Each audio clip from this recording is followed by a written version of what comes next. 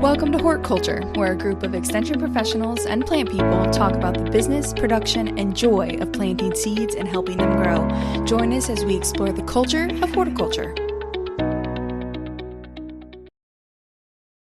Well, greetings, horticulture members. So we're at that time of the year where everybody's schedules fill up and each of us tries to do either a solo episode or an episode with somebody else. And so hopefully, if this is the first one you're hearing of this, you'll enjoy this series of a little mixing it up a little bit. I think, not going to make any promises, but I think Alexis and Jessica are going to talk about some stuff as a duo. I think Ray might record something solo like this. Today it'll be just me. And so these won't be very long episodes, but we didn't want to leave you completely hanging during the holidays. And I would start by saying thank you all for listening. The growth of the podcast across time has been pretty, I'll say surprising. It's been steady growth.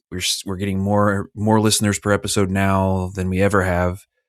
And it's just really, really cool to see people support this because it's really fun. I think I'll take the mantle of speaking for everyone on the podcast, but it's a little bit of an opportunity to have some conversations that are kind of what we all got into extension for in the first place, which was taking some concepts that are either boring or complicated or whatever and talking about them in these human settings, laughing together and learning together. And so I won't go too far down the gratitude rabbit hole. Thanksgiving is over after all, but I just do want to say thank you to everybody for listening and tuning in, making it our personal mission in 2026 to actually get some merch. I think we have the go ahead and get some of that. And I can't help but be a little retrospective. I don't tend to dwell too much on the past, but this time of year, I do like to think back on 2025 and what it brought and what it meant. And a couple of the episodes that I think, if you missed them or maybe you wanted to go back and listen to us talk again, I think a couple of the highlights for me, one of them was the maple syrup episode we did with John Duvall. He works down at EKU, but he also works with the Kentucky Maple Syrup Association. It was just really cool to connect with him and see how much that industry has grown. A number of years ago, we did an article about them for our newsletter, and it was kind of getting started. And to see the growth has been really, really impressive. Another one that I really enjoyed was talking with Zoe and Khalees, who were extension interns. I think they were in Mercer County at Jessica's office, but don't quote me on that. But to hear them talk a little bit about this public service mission and extension and working with kids and adults and teaching and learning, and it was just really gratifying to hear people who, at a different stage of their lives, they're from a different, era of time. I think they were it's still hard for me to adjust to people being born in the 2000s, but it's been going on for 25 years, so I guess I better get used to it. But hearing them talk about just how much they enjoyed that experience was really cool.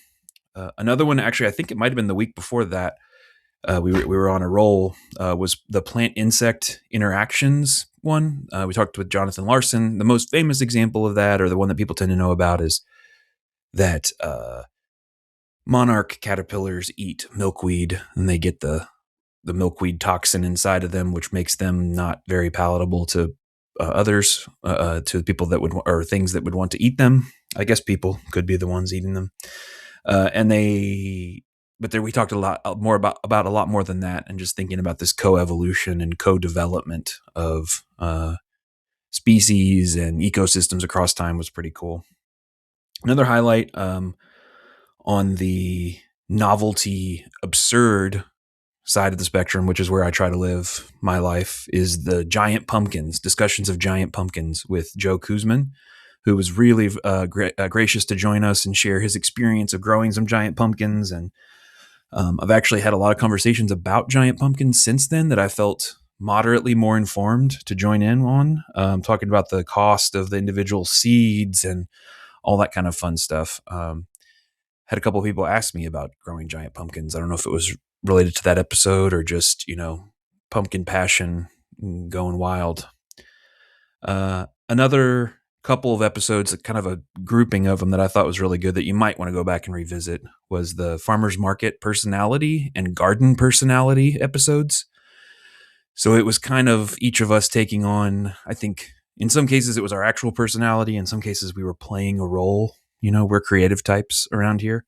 And just talking about the different ways that your personality might shape, maybe you're more chaotic and expressive. And so you throw seeds everywhere and it's a, mess. Maybe you're more regimented. And so you have a very minimalist, straight lines, straight rows, something like that.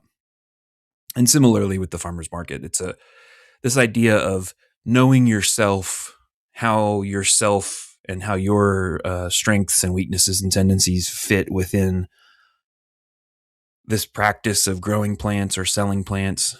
It's just at the heart of, I think, part of the heart of horticulture, of this interaction between us and plants and our communities and ourselves. And I just thought it was kind of fun, and it was a good interaction between the four of us talking about just our different experiences and paths to getting here to interacting with it. And then the last one I'll mention is we did do a this is a retrospective on a retrospective, but we talked about 100 episodes.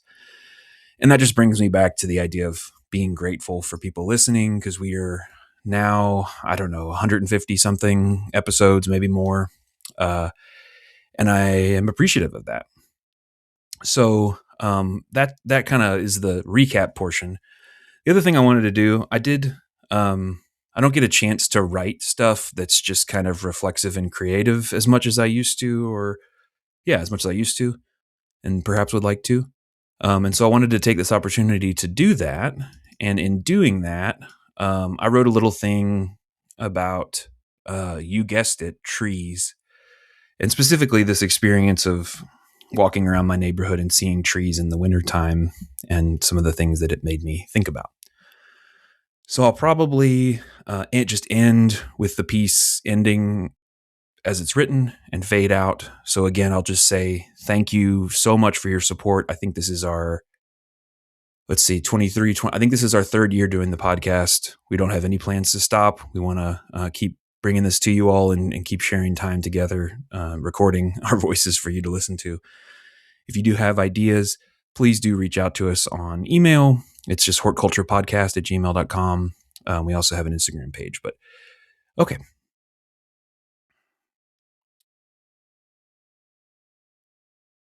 I walk around my neighborhood and I look at all the trees. I can tell them all apart now, even when they've lost their leaves. I know where each one lives, and those that have been planted recently. Not all of them will make it, but some will. The big ones have made it, over and over, dodging lightning strikes and gusts of wind and overzealous, underqualified amateur arborists. Some could use some pruning, at least to my eye.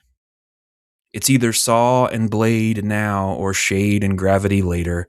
The trees don't seem to mind, but a windshield or gutter might.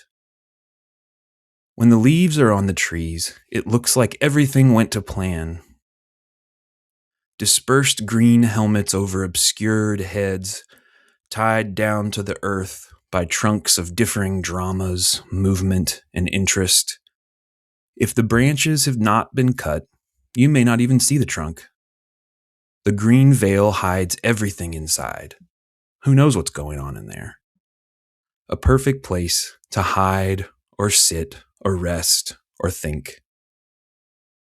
As the last lingering leaves fall, a lost blunt hope against a sharp cold, the long thread is revealed. It stretches across many seasons of prevailing winds, lost leaders, enterprising side branches, or maybe just a prognosticating pruner. This retroactive vision is a story told by 1,000 points of intervention.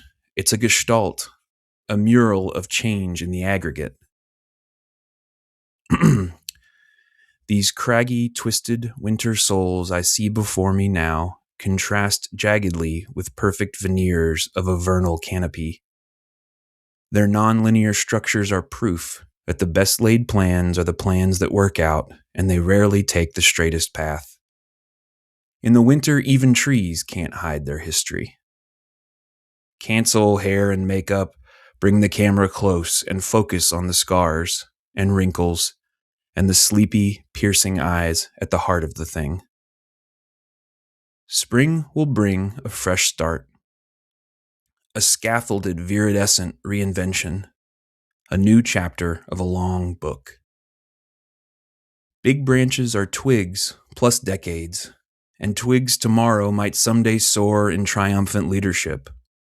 Or they may wither and die, a good idea in theory. But more likely, they'll play in the background, neither star nor martyr, a harmonic choir to a melodic greater good. But before buds of flower and leaf swell and spread, before they breathe and grow toward light and good air, before we sit in their shade against the harsh summer sun, I look at these fractal, ramified creatures, all their twists and turns, and remember how the raw and scarred and flawed and twisting may not really be pretty, but it is true, and that is beautiful.